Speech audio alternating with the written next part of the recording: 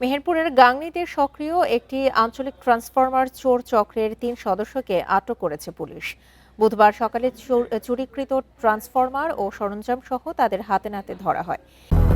200-র বেশি সার্ভিস ও ফিচারে লেনদেনের সব বিকাশ অ্যাপে সম্ভব। এ সময় তাদের ব্যাগ থেকে ট্রান্সফরমার চুরিতে ব্যবহৃত রড ও রেঞ্জ উদ্ধার করা হয়। পুলিশ জানায় চক্রটি দীর্ঘদিন ধরে জেলার বিভিন্ন মাঠের সেচ পাম্পের ট্রান্সফরমার চুরি করে আসছিল।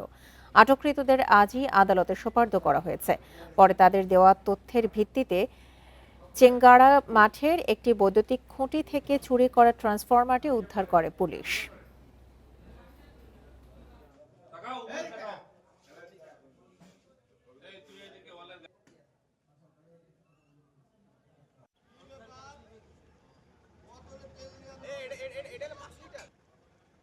চেঙ্গারা এলাকা থেকে ট্রান্সফরমার চুরি করে নিয়ে যাওয়ার সময় তল্লাশিকালে আমরা ৩ জন চোরকে আটক করছি।